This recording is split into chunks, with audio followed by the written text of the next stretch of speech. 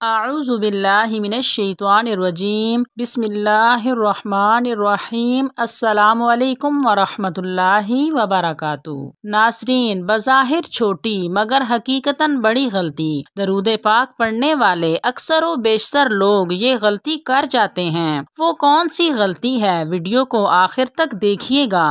آج کل کے دور میں دولت کمانا شاید اتنا مشکل نہیں جتنا کہ نیکیاں کمانا اس دور جدید میں مشکل ہے۔ نیکی کر کے بھی انسان کو یہ علم نہیں ہوتا کہ اس کی نیکی اس کی نیت کے اعتبار سے کس درجے میں قبول ہوئی ہوگی۔ جس طرح آج کل لوگوں کو دولت کمانے کی ہوس ہے، اسی طرح پرانے زمانے میں نیک لوگوں کو خصوصاً صحابہ کرام کو نیکیاں زیادہ سے زیادہ کمانے کا جذبہ تھا، بلکہ وہ نیکی کرنے کا کوئی بھی موقع ہاتھ سے نہیں جانے دیتے تھے، چاہے چھوٹی سے چھوٹی نیکی ہی کیوں نہ ہو، کیونکہ بعض چھوٹی نیکیوں کا اجر بہت بڑا ہوتا ہے بلکہ اجر عظیم ہوتا ہے۔ اس لیے کسی چھوٹی نیکی کو بھی چھوٹی سمجھ کر نظر انداز نہیں کرنا چاہیے۔ پچھلے دنوں ایک ختم قرآن کی محفل میں جانا ہوا تو کچھ خواتین کو غلط درود پاک پڑھتے سن کر دل بڑا دکھی ہوا۔ بے شک وہ جان بوجھ کر غلط نہیں پڑھ رہی ہوتی، کم علمی کی وجہ سے ایسا ہوتا ہے، لیکن صرف ایک لفظ کی غلطی سے مطلب و معنی بدل جاتے ہیں اور ثواب کے بجائے الٹا گناہ ہی ہوتا ہے۔ جس کو معلوم نہیں اس کو تو شاید گناہ نہیں ہوتا ہوگا، لیکن جس کو مطلب و معنی معلوم ہو اور درود پاک پڑھنے کے فضائل و برکات بھی معلوم ہوں تو وہ کیسے خاموش رہے اور کیوں چپ رہے؟ کیا اس خاموشی پر اسے گناہ نہیں ہوگا؟ عام خواتین و حضرات تو کیا بہت زیادہ پڑھنے پڑھانے والے بھی وہی غلطی کر جاتے ہیں۔ ہو سکتا ہے آپ وہ غلطی نہ کرتے ہوں، لیکن ہماری عام عوام میں پھر بھی کافی لوگ ہیں جو یہ غلطی کرتے ہیں۔ ابھی حال ہی میں ایک ختم قرآن کی محفل میں جانا ہوا تو دعا کروانے والی ایک بہن نے بھی وہی غلطی کی۔ دعا کے شروع میں درود پاک پڑھا، اس میں وہی غلطی کی۔ اب اتنی بڑی محفل تھی، میں کچھ عرض نہ کر سکی بلکہ دل ہی دل میں دکھی ہوتی رہی۔ ناظرین، اب آپ کو تجسس ہو رہا ہوگا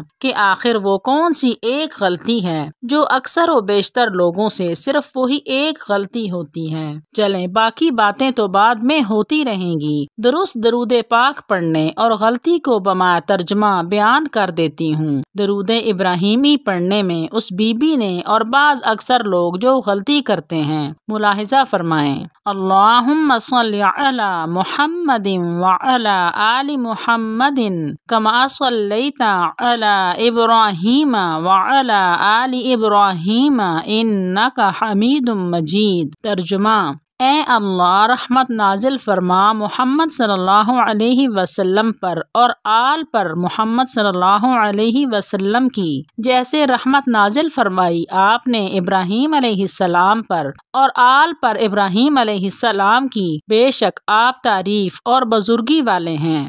جبکہ اکثر لوگ جلدی میں اس طرح پڑھ جاتے ہیں: اللہم صل علی محمد وعلی آل محمد کما صلیت علی ابراہیم وعلی آل ابراہیم انک حمید مجید۔ ترجمہ: اے اللہ، رحمت نازل فرما محمد صلی اللہ علیہ وسلم پر اور محمد صلی اللہ علیہ وسلم کی آل پر نہیں، جیسے رحمت نازل فرمائی ابراہیم پر اور ابراہیم علیہ السلام کی آل پر نہیں، بے شک آپ تعریف اور بزرگی والے ہیں۔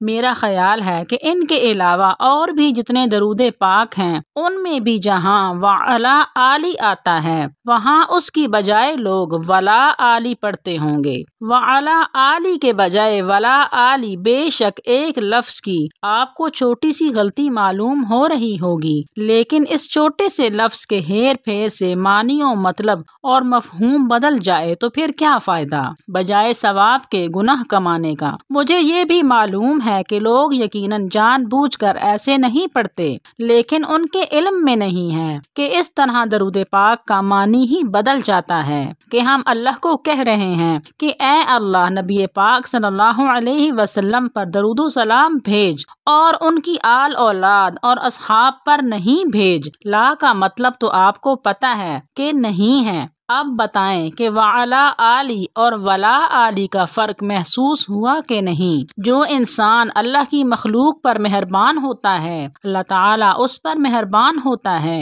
اور یہ اللہ تعالیٰ کا حکم بھی ہے۔ اور درود پاک تو واحد ایسی عبادت ہے جو کہ اللہ اور اس کے فرشتے بھی نبی پاک صلی اللہ علیہ وسلم پر بھیج رہے ہیں، تو پھر ہم کیوں کسی کو غلط پڑھنے دیں اور کیوں نہ اصلاح کریں؟ لہٰذا میں جب بھی کسی کو ایسے درود پاک غلط پڑھتے سنتی ہوں تو موقع مل جائے تو میں لوگوں کو بعد میں کہہ دیتی ہوں، نہ ملے تو دل ہی دل میں نادم ہوتی رہتی ہوں۔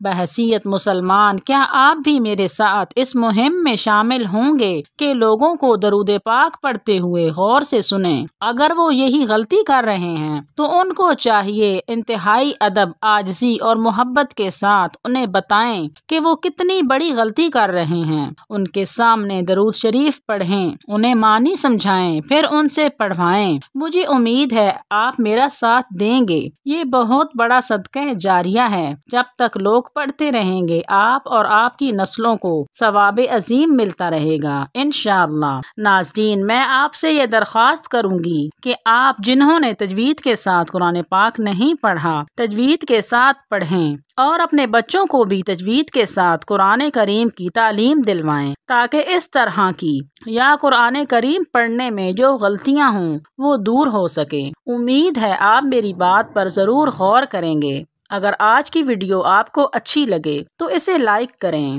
اور صدقہ جاریہ کی نیت سے 10 لوگوں میں لازمی شیئر کریں۔ جزاک اللہ۔